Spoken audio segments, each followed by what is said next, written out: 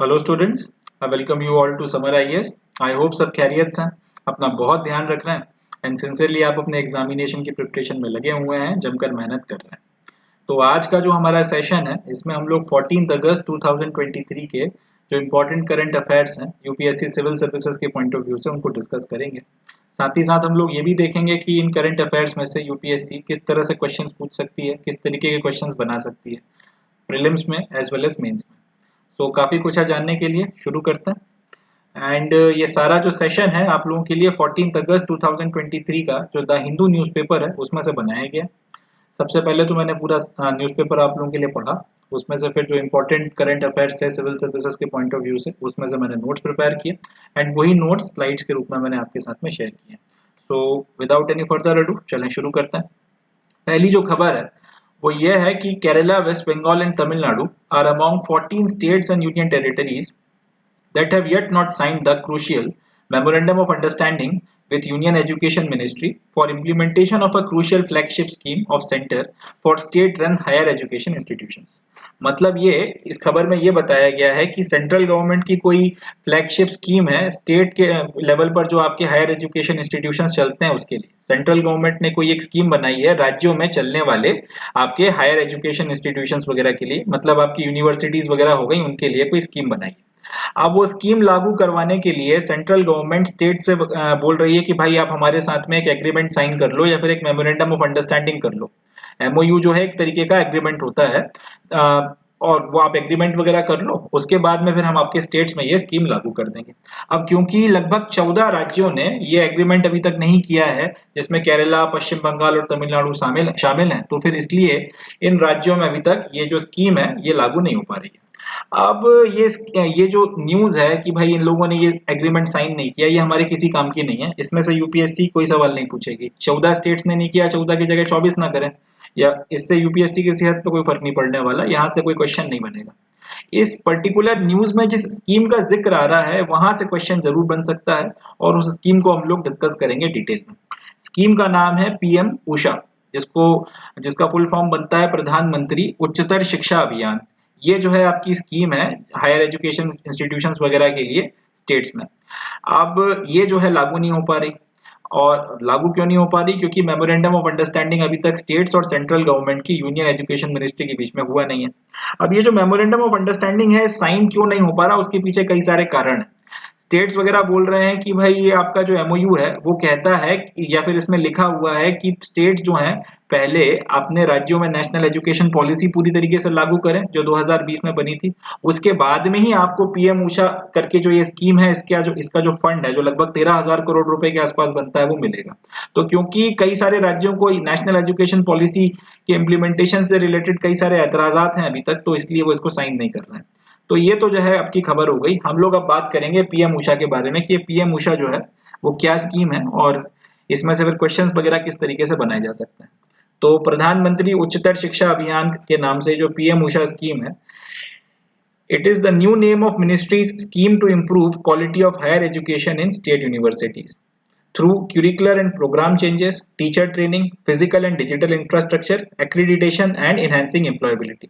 मतलब ये कि सेंट्रल लेवल पर जो स्कीम्स वगैरह चलती हैं स्टेट लेवल पर या स्टेट यूनिवर्सिटीज में हायर एजुकेशन का स्टैंडर्ड सुधारने के लिए उसी में आप कह सकते हैं कि एक नई स्कीम आई है या फिर एक नए नाम से एक स्कीम लाई गई है कि भाई स्टेट लेवल पर जो यूनिवर्सिटीज हैं उनमें एजुकेशन वगैरह का लेवल सुधारना है, उसकी क्वालिटी इंप्रूव करना है, उसके लिए स्कीम लाई गई है। अब सवाल उठता है कि ये स्कीम किस तरीके से स्टेट यूनिवर्सिटीज में हायर एजुकेशन की क्वालिटी या फिर उसका स्टैंडर्ड सुधारेगी। तो उसके लिए जो पहला कदम ये उठाना चाहते हैं वो ये है कि क्यूरिकुलर में चेंज किए जाएंगे, साथ ही साथ जो प्रोग्राम्स वगैरह यूनिवर्सिटीज में ऑफर किए जाते हैं उसमें चेंजेस होंगे। क्यूरिकुलर का मतलब हो गया आपका जो सिलेबस वगैरह पढ़ाया जाता है उसमें अब चेंजेस वगैरह किए जाएंगे और आज की जो रिक्वायरमेंट है उसके हिसाब से सिलेबस को ठीक किया जाएगा। प्लस ये जो प्रोग्राम्स ऑफर किए जाते हैं यूनिवर्सिटी के द्वारा, बीए हो गया, एमए हो गया, बीटेक हो गया, एमटेक हो गया, इनको आज के हिसाब से चेंज किया जाएगा। इनमें इस तरीके से बदलाव लाए जाएंगे ताकि ये इंडस्ट्री प्लस मार्केट की जो रिक्वायरमेंट है उनको फुलफिल करें, एंड जो ग्रेजुएट या फिर पोस्ट ग्रेजुएट या पीएचडी जो भी व्यक्ति निकल रहा है वो एम्प्लॉयबल हो, उसको फिर जो है आपका इंडस्ट्री में जॉब वगैरह मिल सके, वो फिर ऐसा ना हो कि उसकी डिग्री सिर्फ एक कागज का टुकड़ा बनकर रह जाए और उसके किसी काम ना आए। तो इसके लिए क्यूरिकुलर और प्रोग्राम में चेंजेस करना एक ऑब्जेक्टिव है पीएम उषा स्कीम का। दूसरा ये कि ये जो क्यूरिकुलर और प्रोग्राम में चेंजेस किए जाएंगे, इसको अल्टीमेटली पढ़ाना तो टीचर नहीं है, तो टीचर्स की भी जो है ट्रेनिंग का इसमें प्रावधान है। टीचर्स को भी जो है ट्रेन किया जाएगा कि जो आपका नया एज वेल एज इम्प्रूव्ड जो करिकुलम निकल कर आएगा, जो सिलेबस निकल कर आएगा, उसको किस तरह से पढ़ाना है, और भी बाकी सारी चीजें। टीचिंग की जो क्वालिटी है टीचर्स की, उसमें भी इम्प्रूवमेंट वगैरह का एक प्रावधान है। साथ ही साथ अगर यूनिवर्सिटीज में फिजिकल और डिजिटल इंफ्रास्ट्रक्चर में कमी है तो उसको भी दूर किया जाएगा। Physical as well as digital infrastructure जो है वो बनाकर अच्छे से अच्छा तैयार किया जाएगा, बढ़िया से बढ़िया दिया जाएगा, ताकि बच्चों के पढ़ने लिखने और शिक्षा में किसी तरीके का व्यवधान डिजिटल लेवल पर as well as physical level पर इंफ्रास्ट्रक्चर की कमी के चलते ना है। And last but not least कि भाई एक्रीडिटेशन एंड इनहैंसिंग एम्प्लॉयबिलिटी जो है उसके ऊपर फोकस होगा। एक्रीडिटेशन का मतलब होता है कि आपकी यूनिवर्सिटीज की लगातार रैंकिंग की जाएगी और उसकी लिस्ट जारी की जाएगी। इससे पता चलेगा कि स्टेट में जो यूनिवर्सिटीज चल रही हैं उसमें कौन जो है अच्छा परफॉर्म कर रही है, कौन टॉप पर है, कौन टॉप पर नहीं है। इससे एक बात ये भी समझ में आएगी कि यहाँ से जो ग्रेजुएट्स निकल रहे हैं उनकी क्वालिटी क्या है। तो कहीं ना कहीं अगर आपकी यूनिवर्सिटी की रैंकिंग अगर खराब होगी तो फिर यूनिवर्सिटीज पर भी दबाव पड़ेगा कि अपने काम करने के तरीके में बदलाव किया जाए, ताकि उनकी रैंकिंग सुधरे, और उससे उनका नाम अगर खराब हो रहा है तो वो भी ठीक हो, उसको भी जो है ऊपर उठाया जाए। साथ ही साथ जो ग्रेजुएट्स यहाँ से निकल रहे हैं उनको इस तरीके की स्किल भी प्रोवाइड करी जाए ताकि उनको एम्प्लॉय किया जा सके, उनको फिर नौकरी पर रखा जा सके। अब ये सारी चीजें करवाने के लिए पीएम उषा स्कीम के तहत आपका जो सेंट्रल गवर्नमेंट है स्टेट यूनिवर्सिटीज में ये सारी चीजें करवाने के लिए 2023-24 से 2025-26 के बीच में लगभग 13,000 करोड़ रुपए खर्चने को तैयार है। एंड 13,000 करोड़ रुपए जो ये खर्चने वाले हैं, इसकी भी बाकायदा पूरी की पूरी प्रोसेस है कि आप किस तरीके से इस स्कीम को लागू करोगे, क्या इसकी स्टेप्स होंगी, तो उस पर भी थोड़ा बात कर लेते हैं। पीएम उषा जो स्कीम है, सबसे पहले इसमें किया ये जाएगा कि स्टेट में आपकी फोकस डिस्ट्रिक्ट जो है उनको आइडेंटिफाई किया जाएगा। Under PM Usha scheme focus districts will be identified to improve the overall quality of higher education institutions. मतलब ये कि किन इलाकों में जो है सबसे पहले देखा जाएगा कि भाई हायर एजुकेशन की स्थिति सबसे ज्यादा खराब किन इलाकों में है किसी राज्य में, वो देखा जाएगा। अब जब एक बार आपको समझ में आ गया कि भाई इन इलाकों में जो है राज्य में हायर एजुकेशन की स्थिति बहुत ज्यादा खराब है, तो वहां पे फिर किन किन डिस्ट्रिक्ट्स में सबसे बुरी स्थिति चल रही है उनको आइडेंटिफाई किया जाएगा। और जब एक बार वो आइडेंटिफाई हो गई, वो आपका फोकस में आ गई, तो फोकस डिस्ट्रिक्ट जब एक बार आपकी आइडेंटिफाई हो गई, अब यहाँ पर फिर हायर एजुकेशन के इंस्टीट्यूशंस वगैरह में क्या जो चल रहे हैं उनमें फिर क्या इंप्रूवमेंट वगैरह लाना है, उस पर काम किया जाएगा। कुल मिलाकर 3 स्टेजेस में जो है वो ये काम करना चाहते हैं। सबसे पहले तो स्टेट और यूनियन टेरिटरीज जो है वो मेमोरेंडम ऑफ अंडरस्टैंडिंग साइन करेंगी एजुकेशन मिनिस्ट्री के साथ, जिसमें वो एक कमिटमेंट देंगे कि भाई हम लोग न्यू एजुकेशन पॉलिसी के तहत में जो रिफॉर्म्स लेकर आने हैं वो सारे रिफॉर्म्स अपने राज्यों में लागू करेंगे। उसके बाद में जब ये हो जाएगा तो फिर स्टेट गवर्नमेंट जो है, अब इस तरीके की जो फोकस डिस्ट्रिक्ट्स आपकी आइडेंटिफाई की गई हैं, यहाँ पर जो यूनिवर्सिटीज हैं, जो कॉलेजेस हैं डिस्ट्रिक्ट लेवल, और ये जो डिस्ट्रिक्ट्स वगैरह हैं, इनकी लिस्ट को शॉर्टलिस्ट, इनकी जो है पूरी की पूरी लिस्ट बनाएंगे, शॉर्टलिस्ट करेंगे इनको। उसके बाद में फिर ये जो लिस्ट है यूनिवर्सिटीज की, कॉलेजेस की और ये फोकस डिस्ट्रिक्ट जो है इनको भेजा जाएगा सेंट्रल गवर्नमेंट के पास में, या सेंट्रल गवर्नमेंट की जो यूनियन एजुकेशन मिनिस्ट्री है उनके पास में भेजा जाएगा कि प्रपोजल बना के कि भाई हमारे यहाँ इस पर्टिकुलर डिस्ट्रिक्ट में यूनिवर्सिटी नहीं है तो आप यहाँ पे यूनिवर्सिटी बना दो, या फिर हमारे यहाँ इन फलानी फलानी जगहों पर जो है कॉलेजेस नहीं है तो आप कॉलेजेस बना दो, या फिर ये यूनिवर्सिटी तो है हमारे पास बट हमारी यूनिवर्सिटी की हालत खराब है तो या तो जमीन दिलवा दो, या फिर बिल्डिंग बनवा दो, या फिर यहाँ पर आपकी नई लाइब्रेरी बना दो, या फिर यहाँ पे नए फैकल्टीज की भर्ती करा दो, या फिर यहाँ पे नए कोर्सेज चालू करा दो, यहाँ पे कॉलेज खुलवा दो। इस तरीके से आपको एक पूरा प्रपोजल बनाया जाएगा। फिर ये प्रपोजल जब आपकी जो सेंट्रल एजुकेशन मिनिस्ट्री है उसके पास में आएगा, ये अब जो सेंट्रल एजुकेशन मिनिस्ट्री है ये फिर एक आपका अप्रूवल बोर्ड होगा, उसको ये प्रोजेक्ट भेजेगी, और वो लोग जब अप्रूव कर देंगे कि हाँ भाई ये स्टेट की जो डिमांड है ठीक है, फलाने फलाने डिस्ट्रिक्ट में आप यूनिवर्सिटी खोल दो, या फिर जो पहले से बनी हुई जो यूनिवर्सिटी है उसको इम्प्रूव कर दो, या कॉलेजेस वगैरह खोल दो, या पहले से जो कॉलेजेस बने हुए हैं इनको आप इम्प्रूव कर दो। एक बार जब आपका ये बोर्ड इन सारी बातों को अप्रूव कर देगा तो उसके बाद में फिर जो है पैसा वगैरह रिलीज किया जाएगा, फंड वगैरह जो है स्टेट को दिए जाएंगे, और इसकी मदद से फिर जो है स्टेट ये सारा काम करेंगे। इससे होगा ये कि आने वाले फिर सालों में ये जो इलाके हैं, ये जो फोकस डिस्ट्रिक्ट्स हैं, ये जो फोकस में ली गई आपकी यूनिवर्सिटीज हैं, जो कॉलेजेस हैं, इनमें फिर एजुकेशन की स्थिति सुधरने लगेगी, यहाँ से निकलने वाले ग्रेजुएट्स की क्वालिटी इंप्रूव होने लगेगी, और इसके चलते पीएम उषा स्कीम का जो ऑब्जेक्टिव है कि भाई हमें स्टेट यूनिवर्सिटीज में हायर एजुकेशन की स्टैंडर्ड को सुधारना है, क्वालिटी को सुधारना है, ये अचीव होगा। अब एक दिन में होने वाला काम नहीं है, एकदम से नहीं होगा, एक रात में नहीं होगा, धीरे धीरे होने वाली चीज है। ये सेंटर को भी पता है, तो इसलिए ये सारी के सारे स्टेप्स वगैरह जो है लिए जा रहे हैं, ये सारे स्टेप्स वगैरह लेने की बात की गई। अब हम लोग फिर से पहली स्लाइड पे लौटते हैं जहां पे हमने न्यूज के साथ में शुरू किया था कि लगभग 14 राज्यों ने अभी तक ये साइन नहीं किया। सोच के देखिए कि एक ऐसी स्कीम जिसके चलते आपके राज्य में हायर एजुकेशन का स्टैंडर्ड सुधरेगा, उसके उसके लिए अगर कोई एग्रीमेंट आपको करना है तो फिर आप एग्रीमेंट क्यों नहीं कर रहे हो? आखिर कोई तो वजह होगी, इन 14 राज्यों ने अभी तक ये एग्रीमेंट साइन नहीं किया। तो अब थोड़ा सा उस पर बात कर लेते हैं। राज्यों का जो सबसे पहला ऑब्जेक्शन है वो ये है कि भाई आप जो है राज्यों का जो पहला ऑब्जेक्शन है वो ये है कि हमको एमओयू में कहा गया है कि आप नेशनल एजुकेशन पॉलिसी जो है वो इम्प्लीमेंट कराओ, तभी हम आपको पैसा देंगे। अब नेशनल एजुकेशन पॉलिसी अपने राज्यों में इम्प्लीमेंट कराने के लिए भी हमको पैसे की जरूरत है, वो पैसा कहीं से कहां से आएगा उसका कोई जिक्र नहीं किया जा रहा। ये लोग ये बोल रहे हैं एमओयू साइन कर दो हमारे साथ में, उसके बाद में अपने राज्यों में जाकर नेशनल एजुकेशन पॉलिसी लागू करो। एक बार जब तुम नेशनल एजुकेशन पॉलिसी पूरी तरह से लागू कर दोगे तब हम तुम्हें पैसा देंगे। राज्यों का कहना यह है कि नेशनल एजुकेशन पॉलिसी के भी जो ऑब्जेक्टिव्स हैं अगर उनको भी लागू करवाया जाता है तो भैया उसके लिए भी पैसे की जरूरत पड़ती है, और वो पैसा कहां से आएगा? ये लास्ट लाइन में जो बात लिखी गई है कि ये जो नेशनल एजुकेशन पॉलिसी को इम्प्लीमेंट कराने के लिए जो पैसा चाहिए वो पैसा कहां से आएगा, मेमोरेंडम ऑफ अंडरस्टैंडिंग में उसके बारे में कोई बात कही नहीं गई है। उसके बारे में एमओयू पूरी तरह से खामोश है। तो पहली तो राज्यों की डिमांड ये है कि अगर आप चाहते हो हम एनईपी या फिर नेशनल एजुकेशन पॉलिसी अपने राज्यों में लागू कराएं तो भी उसके लिए भी पैसा दो। दूसरा इनका कहना यह है कि अगर ये एक बार आपका लागू हो भी जाता है तो 13,000 करोड़ रुपए सेंट्रल गवर्नमेंट किसी एक राज्य को तो दे नहीं रहा, जितने भी राज्य हैं उनके सबके बीच में जो है 13,000 करोड़ रुपए बटेंगे जिसकी जितनी रिक्वायरमेंट होगी। बट यहाँ पर भी 40% जो पैसा है स्कीम का वो राज्यों को अपनी जेब से देना पड़ेगा। तो ये भी जो है एक बहुत बड़ा एक कह सकते हैं बोन ऑफ कंटेंशन बना हुआ है स्टेट्स और सेंटर के बीच में। स्टेट बोल रहे हैं कि 40% पैसा हमसे ले रहे हो, ये चीज हमको अच्छी नहीं लग रही। तो ये कुछ ऑब्जेक्शन वगैरह जो है राज्यों की अपनी तरफ से हैं। इसके अलावा आपका जो मेमोरेंडम ऑफ अंडरस्टैंडिंग जब साइन होगा तो इसमें कुछ मैंडेटरी शर्तें रखी गई हैं।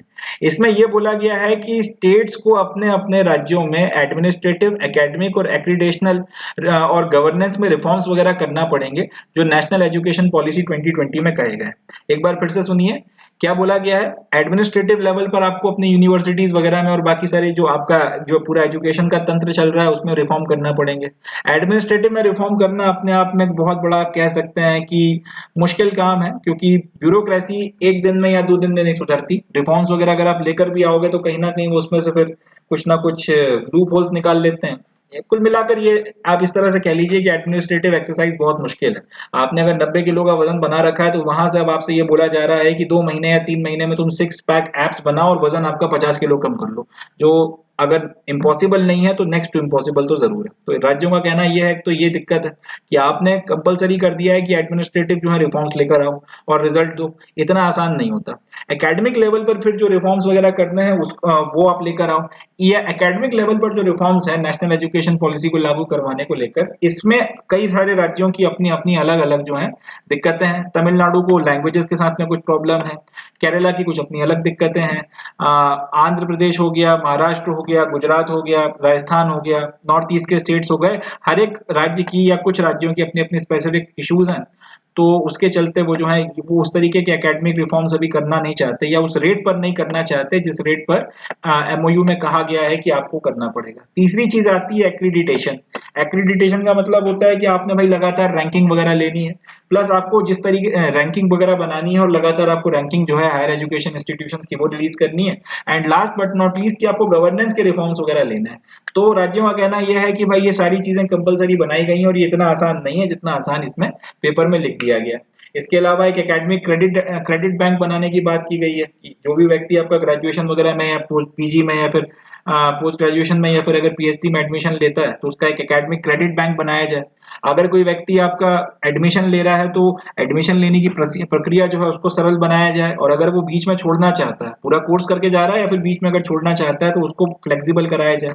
प्लस ई गवर्नेंस का एक प्लेटफॉर्म है जिसका आपका एजुकेशन से रिलेटेड ई गवर्नेंस का एक प्लेटफॉर्म है जिसका नाम है समर्थ ई गवर्नेंस का प्लेटफॉर्म जो है आपको इसको भी अपने पूरे सिस्टम के साथ में इंटीग्रेट करना है और इसके लिए भी काफी सारी रिक्वायरमेंट्स उनको पूरा करना है। स्टेट्स को इन सारी बातों के साथ में काफी सारे ऑब्जेक्शंस हैं।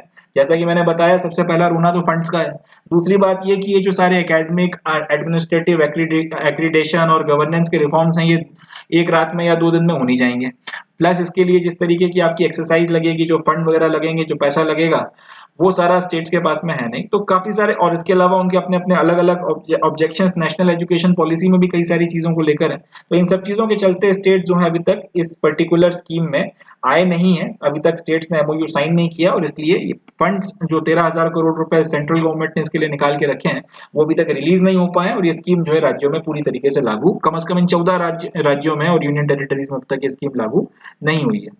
अब यूजीसी के जो चेयरमैन है, यूनिवर्सिटी ग्रांट्स कमीशन के जो चेयरमैन है, उनका कहना यह है कि अगर पीएम उषा स्कीम आपकी लागू होती है, तो इसके पहले एक और स्कीम चला करती थी जिसका नाम था राष्ट्रीय उच्चतर शिक्षा अभियान, जिसको शॉर्ट में बोलते थे रूसा।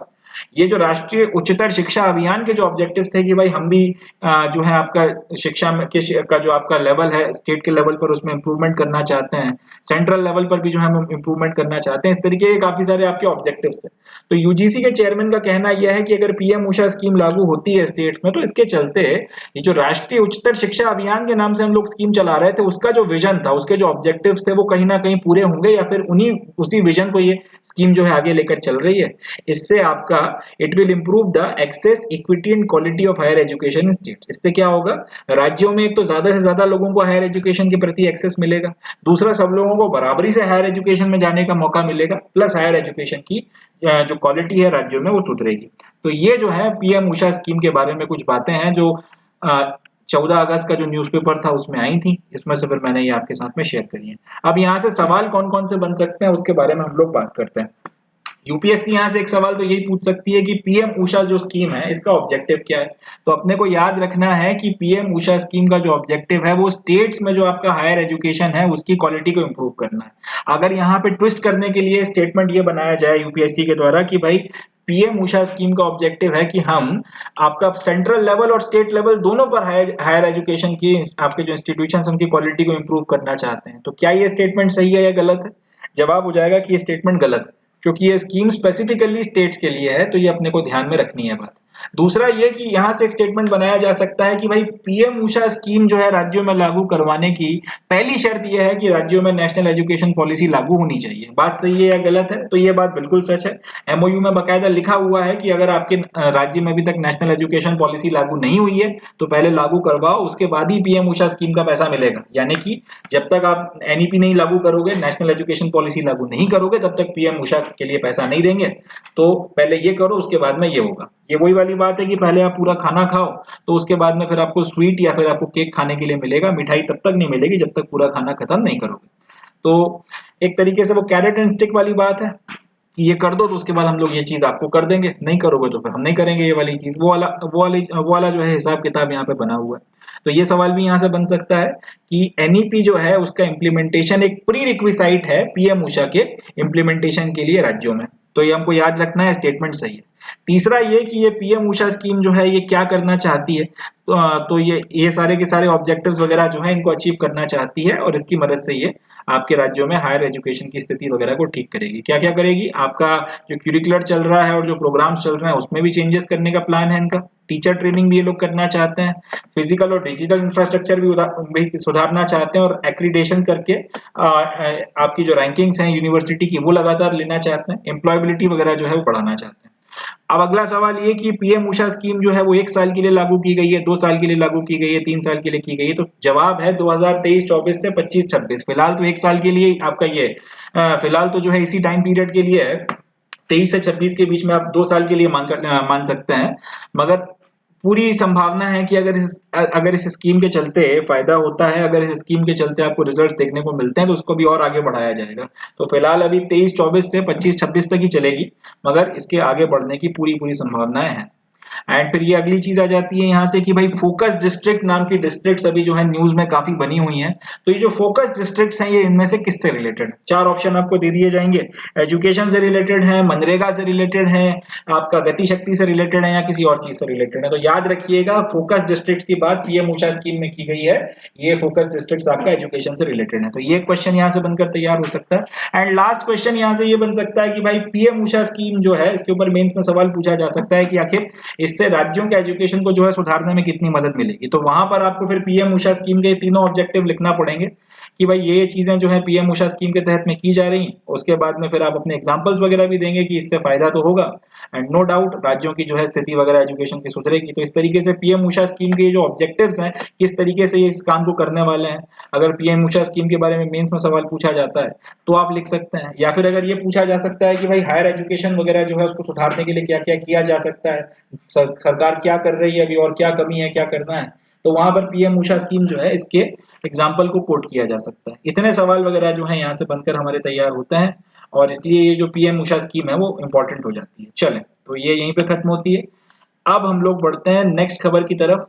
नेक्स्ट जो न्यूज है वो भी काम की नहीं है। तमिलनाडु ने जो आपका नीट, या फिर तमिलनाडु की जो गवर्नमेंट है या लेजिस्लेटिव असेंबली है, उन्होंने जो नीट का बिल है वो प्रेसिडेंट के पास में भेज दिया है। अब गवर्नर जो है उसका इस पूरे बिल के साथ में कोई रोल नहीं है। जैसा कि मैंने कहा कि खबर जो है वो इंपॉर्टेंट नहीं है, मगर साथ ही साथ एक बात है जो मैंने नहीं कही, और वो ये है कि कंसेप्ट जो इसमें डिस्कस किया जाएगा वो इंपॉर्टेंट है। लाइन को ध्यान से देखिएगा, न्यूज इंपॉर्टेंट नहीं है, मगर कंसेप्ट जो इसमें हम लोग डिस्कस करने वाले हैं वो बहुत इंपॉर्टेंट है, वो बहुत काम का है, और मुझे एक अच्छी खासी फीलिंग है कि उसके ऊपर एक आध सवाल पूछा जा सकता है। न्यूज काम की नहीं है मगर कंसेप्ट काम का है। मगर पहले फिर भी 2 मिनट न्यूज पे बात करते हैं। तमिलनाडु सरकार जो है वो विरोध कर रही है नीट के एग्जाम का, जिसके तहत आपका एमबीबीएस वगैरह में एडमिशन मिलता है, यूजी पे, पीजी पे, खासतौर पे अंडर ग्रेजुएट लेवल पर जो यानी आपका जो एमबीबीएस में एडमिशन मिलता है उसको लेकर इनका खास विरोध है। ये बोलते हैं कि भाई नीट जो है इसको पूरी तरह से खत्म ही कर दो, और अगर नहीं कर रहे हो तो कम से कम तमिलनाडु को इससे बाहर रखो। इसके लिए इन भाई लोगों ने एक बिल पास किया नीट बिल के नाम से, जिसमें ये बोला गया कि हम अपना अलग मेडिकल का एग्जाम कराएंगे अपने स्टेट के लेवल पर। हमें नीट जो है हम नहीं चाहते कि आप जो है नीट वगैरह के थ्रू हमारे स्टेट में जो आपकी मेडिकल इंस्टीट्यूट्स वगैरह हैं उसमें आप एडमिशन वगैरह दो। खासतौर पे जो स्टेट के थ्रू जो रन आपके मेडिकल इंस्टीट्यूट्स हैं उसमें तो कम से कम मत दो। इस तरीके का इन लोगों ने एक बिल बनाया। अब पहले गवर्नर को ये बिल भेजा होगा या फिर मगर गवर्नर ने साइन वाइन करने से मना कर दिया। अल्टीमेटली फिर अब ये जो बिल है अब इसको डायरेक्टली आपका प्रेसिडेंट के पास में भेज दिया गया। अब बात जो है वो आपका प्रेसिडेंट और तमिलनाडु की लेजिस्लेटिव असेंबली के बीच में है। गवर्नर अब इस बिल के इम्प्लीमेंटेशन में कहीं से कहीं तक इनका कोई रोल नहीं। तो ये खबर किसी काम की नहीं है, इसके ऊपर कोई सवाल नहीं बनता। मगर यहाँ पर जो कंसेप्ट है कि आपने बिल गवर्नर को ना भेज के प्रेसिडेंट को भेज दिया है, ये बड़ा एक इंपॉर्टेंट कंसेप्ट है, इसके ऊपर सवाल बनता है। मैं थोड़ा सा बैकग्राउंड आपको समझाता हूँ। देखिए, अगर हम लोग देश की संसद की बात करें, देश की संसद ने अगर कोई कानून पास किया तो कानून पास करने के बाद में भारत की पार्लियामेंट या भारत की संसद ने कानून पास कर दिया तो वो कानून तब तक लागू नहीं हो सकता जब तक भारत के राष्ट्रपति उसके ऊपर साइन ना कर दें। ठीक है, तो भारत की पार्लियामेंट में कोई बिल पास हुआ और वो बिल पास होकर पहुंचा प्रेसिडेंट के पास में।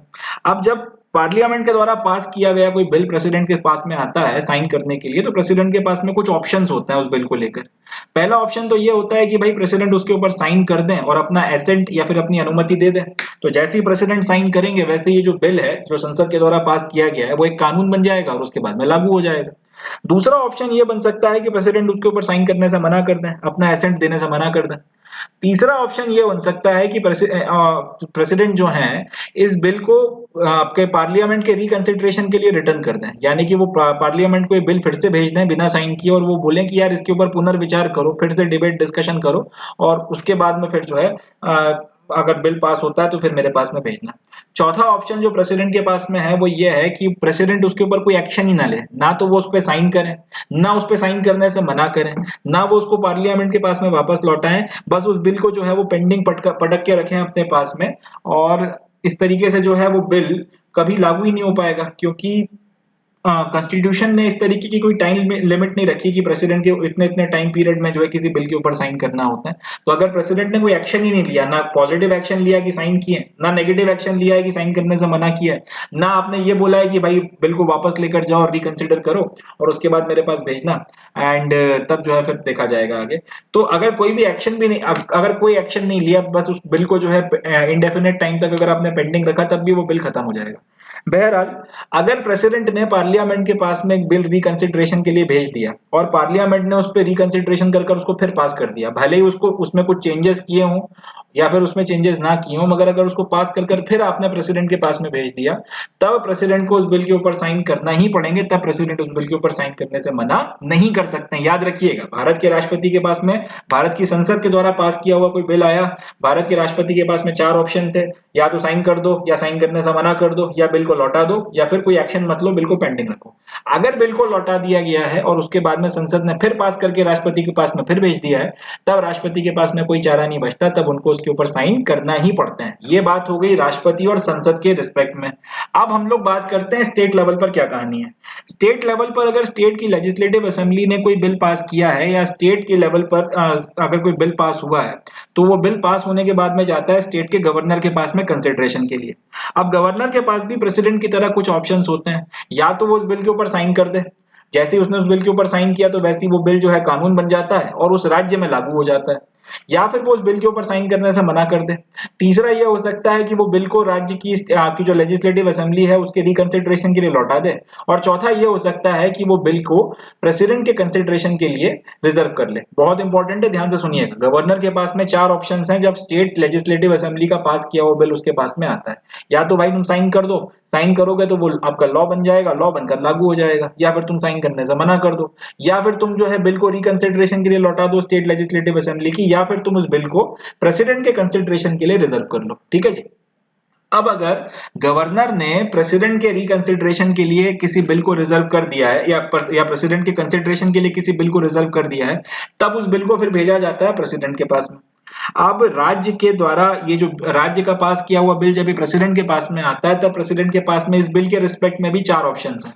या तो वो बिल के ऊपर साइन कर दे और उसको जो है कानून बना दे, या तो वो बिल के ऊपर साइन करने से मना कर दे, या फिर वो फिर से स्टेट की जो लेजिस्लेटिव असेंबली है उसके रिकंसिडरेशन के लिए बिल को लौटा दे, या फिर वो बिल के ऊपर कोई एक्शन ना ले और उसको पेंडिंग रखे, और अल्टीमेटली वो इंडेफिनिट पीरियड तक पेंडिंग रहेगा तो बिल अपने आप खत्म हो जाएगा। अगर भारत के राष्ट्रपति ने स्टेट लेजिस्लेटिव असेंबली को वो बिल वापस लौटा दिया और स्टेट लेजिस्लेटिव असेंबली ने फिर से रिकंसिडरेशन कर उस बिल को पास कर दिया, विद अमेंडमेंट पास किया या विदाउट अमेंडमेंट पास किया, डजंट मैटर, और उसके बाद में फिर अब ये जो बिल एक बार पास हो गया तो उसके बाद में ये गवर्नर के पास में नहीं जाएगा, अब ये डायरेक्ट जाएगा प्रेसिडेंट के पास में, क्योंकि लौटाया किसने था? प्रेसिडेंट ने। इंपॉर्टेंट है, याद रखिएगा। एक बार गवर्नर ने प्रेसिडेंट के लिए के कंसिडरेशन के लिए अगर बिल को रिजर्व कर दिया तो उसके बाद में गवर्नर पूरे खेल से बाहर हो गया। बिल गया प्रेसिडेंट के पास में, प्रेसिडेंट के पास 4 एक्शन थे, उसमें से अगर उसने वापस रिकंसिडरेशन के लिए बिल को लौटा दिया तो, और स्टेट लेजिस्लेटिव असेंबली ने अगर बिल को फिर से पास किया with amendment without amendment, doesn't matter, तो ये बिल फिर अब डायरेक्ट प्रेसिडेंट के पास में जाएगा, गवर्नर के पास में नहीं जाता। अब जब ये गवर्नर के पास में वापस आ जाता है, अब ये बिल जो है जब एक बार फिर से प्रेसिडेंट के पास में वापस आ जाता है, तब भी प्रेसिडेंट के पास में 4 ऑप्शंस हैं कि वो या तो उस पे साइन करे, या तो साइन ना करे, या फिर लौटा दे रिकंसिडरेशन के लिए, या फिर उसको पेंडिंग रखे। मतलब जो संसद वाला केस है वो यहाँ पर लागू नहीं होता। एक बार अगर प्रेसिडेंट ने संसद का पास किया हुआ बिल लौटा दिया और संसद ने फिर पास करके वापस भेज दिया, तो फिर प्रेसिडेंट के पास में कोई चारा नहीं है, उसको साइन करना पड़ेंगे। मगर अगर गवर्नर ने प्रेसिडेंट के कंसिडरेशन के लिए बिल को रिजर्व किया है स्टेट लेजिस्लेटिव असेंबली के, और प्रेसिडेंट ने वापस लौटा दिया स्टेट लेजिस्लेटिव असेंबली को, स्टेट लेजिस्लेटिव असेंबली ने फिर बिल को पास करके प्रेसिडेंट को भेज दिया, तब भी प्रेसिडेंट के ऊपर ये बाउंडेशन नहीं बनता कि वो उसके ऊपर साइन करे। वो चाहे तो उसके बाद फिर उसको लौटा सकता है, फिर उस पर साइन करने से मना कर सकता है, उसको पेंडिंग रख सकता है, वगैरह वगैरह। तो ये बहुत इंपॉर्टेंट पॉइंट है, इसको याद रखिएगा। इसके ऊपर एक क्वेश्चन बनेगा, क्योंकि तमिलनाडु में इस बात को लेकर बहुत हो हल्ला मच रहा है, ये बार बार न्यूज में बना हुआ है। एंड क्योंकि तमिलनाडु में अब जिस तरीके से पॉलिटिकल पॉइंट ऑफ व्यू से अगर मैं बात करूं, तो जो आपकी सेंट्रल लेवल पर रूलिंग पार्टी जो है वो भी अब क्योंकि जिस तरीके से हाथ पैर मार रही है, जिस तरीके से उनका भी अब एक आपको दिखने लगा है कि तमिलनाडु में एक सपोर्ट बेस बन रहा है, बहुत ज्यादा लेवल पर फिलहाल अभी नहीं है, बट हाँ साफ दिख रहा है कि वहां पे आपकी जो रूलिंग पार्टी है वो कहीं ना कहीं एक डेंट मार रही है तमिलनाडु की पॉलिटिक्स में। तो इन सारी चीजों के चलते जो पावर टसल है, जो सेंट्रल गवर्नमेंट, जो आपका सेंट्रल गवर्नमेंट है उनके बीच में और स्टेट गवर्नमेंट के बीच में, आपका जो गवर्नर और स्टेट गवर्नमेंट है तमिलनाडु की उसके बीच में काफी, और जो आपकी पॉलिटिकल पार्टीज वगैरह हैं उनके बीच में जिस तरीके का टसल है, उसके चलते ये news out of the proportion बहुत ज्यादा जो है मीडिया में आ रही है। इसलिए यहाँ से एक क्वेश्चन बनता है कि ये प्रेसिडेंट और गवर्नर का जो रोल वगैरह है उसको लेकर एक सवाल वगैरह यहाँ से बनता है।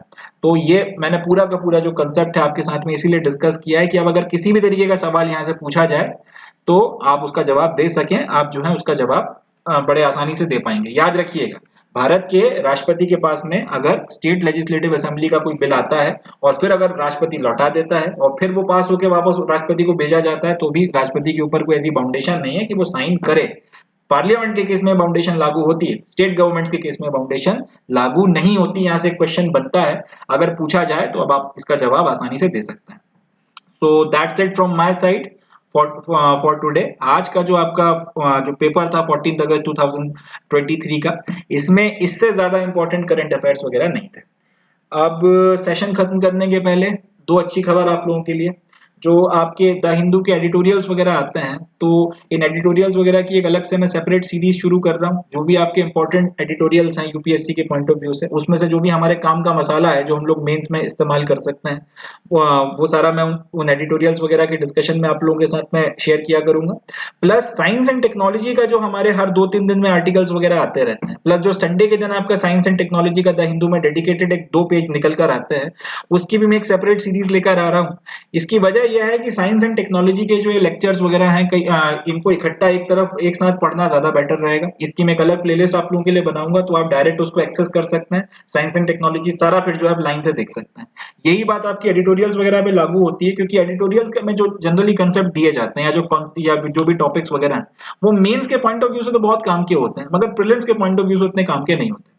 अब जैसे करंट अफेयर्स अपन लोगों ने डिस्कस किए, जनरली बच्चे जब इनको देखते हैं तो प्रीलिम्स के पॉइंट ऑफ व्यू से देखते हैं। अब उसमें वो जो टॉपिक्स हैं, अगर एडिटोरियल के भी डिस्कस करना मैंने शुरू कर दिए, उसमें मेंस में फिर आप उसका आंसर राइटिंग में कैसे इस्तेमाल कर सकते हो और कहाँ पर इस्तेमाल किया जा सकता है, आप पॉजिटिव में लिखोगे तो किस तरह से लिखना है, नेगेटिव में लिखोगे तो किस तरह से लिखना है, अगर आपको स्टैंड लेना है किसी एक चीज पर तो फिर किस तरीके से डाटा का इस्तेमाल करना है, वो फिर उस बच्चे के लिए बड़ा कह सकते हैं कि कम्बरसम हो जाता है और एक वेस्ट ऑफ एनर्जी हो जाती है, जो सिर्फ प्रीलिम्स के पॉइंट ऑफ व्यू से जो है करंट अफेयर्स की वीडियोस देख रहा है। इसलिए मैंने ये, क्योंकि और मेरा बाकी एक्सपीरियंस भी रहा है इस चीज को लेकर, तो मैंने ये डिसाइड किया है कि आप लोगों के लिए एडिटोरियल के मैं अलग से वीडियोस लेकर आऊंगा, उसकी एक अलग से सेपरेट प्लेलिस्ट बनाऊंगा। साइंस एंड टेक्नोलॉजी का एक अलग से आपकी जो है प्लेलिस्ट वगैरह मैं बनाऊंगा, उसकी वीडियोस अलग से लाऊंगा।